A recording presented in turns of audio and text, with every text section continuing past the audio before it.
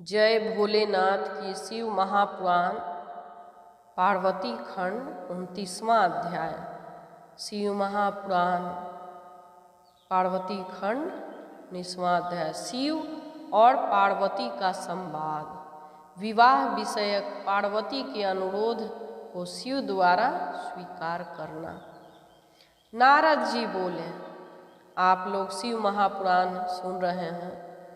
आप comment box में ओम नमः शिवाय जरूर लिखें। भोलेनाथ की असीम कृपा प्रदान होगी। और लाइक भी ज़रूर करें, शेयर करें, घर घर पहुंचाएं लोगों को। बहुत ही अनमोल ये कथा हो रही है, जो घर घर भगवान के द्वारा कथा पहुँचे। जय भोलेनाथ। नारद जी बोले, हे ब्राह्मण, हे विधे, हे महाभाग, इसके बाद फिर क्या हुआ? मैं वह सब सुनना चाहता हूँ। आप शिवा के चरित्र को कहिए। ब्रह्मा जी बोले, हे देवर्षि, सुनिए, मैं इस कथा को प्रसन्नता पूर्वक कह रहा हूँ। यह कथा पाप का नाश करने वाली तथा शिव में भक्ति बढ़ाने वाली है। हे द्विज, परमात्मा हर का वचन सुनकर और उनके परम आनंदकारी रूप को देखकर पार्वती जी परम आनंदित हो गईं। स्नेह के कारण उनके नेत्र कमल खिल उठे।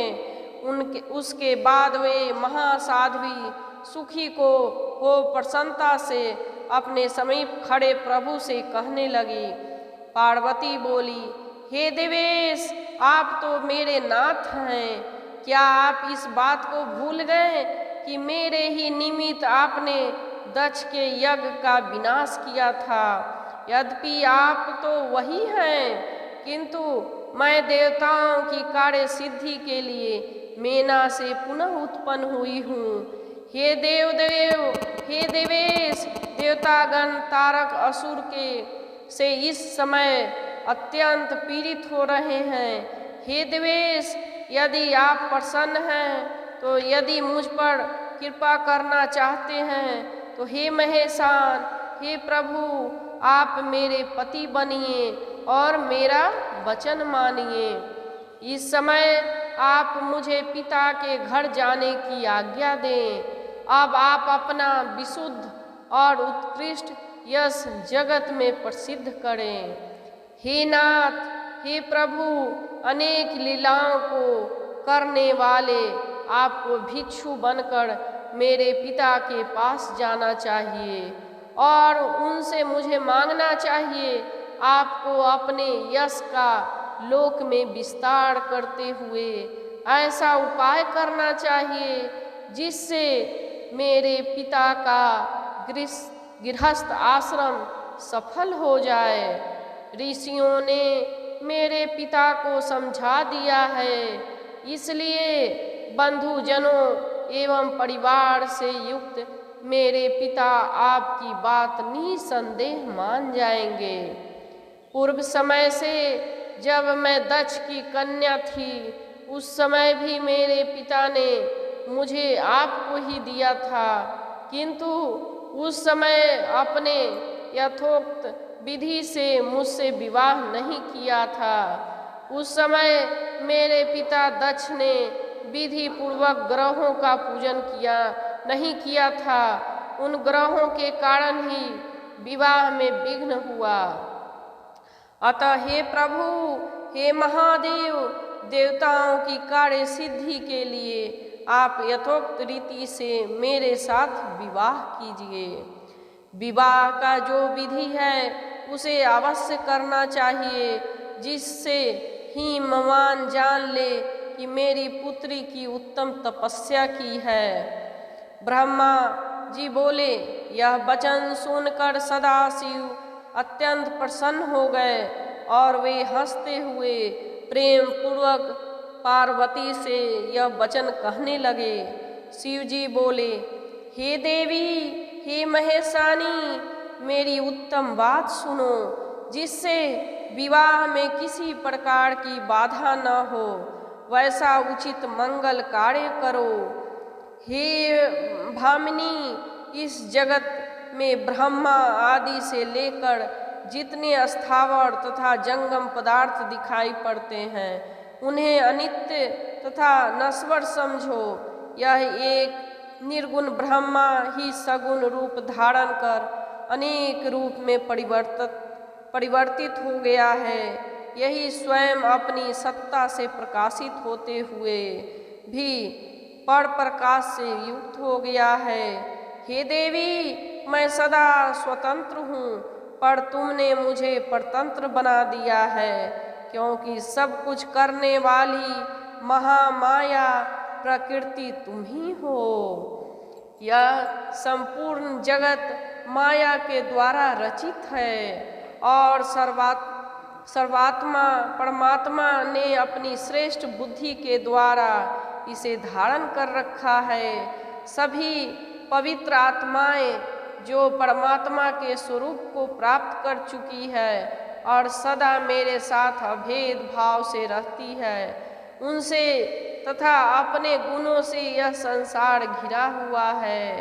हे देवी, इस जगत में तुम्हें छोड़कर न तो कोई ग्रह है, न कोई ऋतु है, न कोई वर्णन है। तुम शिव के लिए ग्रहों की बात क्यों करती हो? हम दोनों भक्तों के लिए भक्त वत्सलावश गुण कार्य में भेद से प्रकट हुए हैं। रज सत्व तथा तमोमयी तुम सूक्ष्म प्रकृति हो, निरंतर जगत के कार्य में दक्ष हो और सगुण तथा निर्गुण रूप वाली हो। हे सुमध्य, सभी प्राणियों की आत्मा मैं ही हूँ। मैं सर्वथा निर्विकार तथा निरीह होकर भी भक्तों के लिए शरीर धारण करता हूँ। किंतु हे शैलपुत्री, मैं तुम्हारे पिता हिमालय के साथ नहीं जाऊंगा और न तो भिक्षुक का रूप धारण करके उनसे तुमको मांगूंगा। हे गिरजे, महान गुणों से वरिष्ठ कोई कितना भी बड़ा क्यों न हो, वह दीजिए इस शब्द का उच्चारण करते ही लघुता को प्राप्त हो जाता है। हे कल्याणी, इस बात को जानते हुए भी तुम मुझसे इस प्रकार की बात क्यों करती हो? हे भद्रे, यह कार्य तो तुम्हारी आज्ञा अनुसार ही मुझे करना है, अतः तुम जैसा चाहती हो वैसा करो। ब्रह्मा जी बोले, उनके द्वारा यह कहे जाने पर कमल के समान नेत्रों वाली साध्वी महादेवी भक्ति पूर्वक शंकर जी को बार बार प्रणाम कर उनसे पुनः कहने लगी। पार्वती बोली, हे महेश्वर, आप आत्मा हैं और मैं प्रकृति हूँ, इसमें संदेह नहीं करना चाहिए। हम दोनों स्वतंत्र एवं गुण रहित होकर भी भक्त के बस में होकर सगुण रूप धारण करते रहते हैं। हे शंभु, हे प्रभु, आपको मेरी बात प्रयत्न पूर्वक मान लेनी चाहिए। अतः हे शंकर, आप हिमालय से याचना कीजिए कि मुझे सौभाग्य प्रदान कीजिए। हे महेश्वर, आप मुझ पर दया करें, मैं आपकी नित्य भक्त हूँ। हे नाथ, मैं सदा जन्म जन्मांतर की आपकी पत्नी हूँ। आप ब्रह्मा परमात्मा निर्गुण प्रकृति से परे विकार रहित इच्छा रहित स्वतंत्र तथा परमेश्वर हैं। तथापि भक्तों के उद्धार के लिए आप सगुण रूप धारण करते हैं। आप आत्मपरायण होकर भी विहार करने वाली तथा नाना प्रकार की लीला में निपुण हैं। हे महादेव, हे महेश्वर, मैं आपको सर्वथा जानती हूँ। हे सर्वज्ञ, बहुत कहने से क्या प्रयोजन, आप मुझ पर दया कीजिए, दया कीजिए, दया कीजिए। हे नाथ, आप अद्भुत लीला करके अद्भुत लीला कर संसार में अपनी यश का विस्तार कीजिए, जिसका गान करके आपके भक्त इस संसार रूपी समुद्र से अनायास ही पार हो जाएं। ब्रह्मा जी बोले। इस प्रकार कहकर गिरिजा शंकर जी को बारंबार हाथ जोड़कर सिर झुकाकर प्रणाम करके मौन हो गई। पार्वती ने इस प्रकार कहा, तब लोक विडंबना के निमित्त शंकर जी हंसते हुए प्रसन्न होकर ऐसा ही होगा यह कहकर वैसा करने के लिए उद्यत हो गए। उसके बाद वे शंभु प्रसन्न हो अंतर्ध्यान हो गए और काली के विरह से आकृष्ट चित्त वाले वे कैलाश को चले गए। वहाँ जाकर उन महेश्वर ने परमानंद में निमग्न हो यह सारा वृत्तांत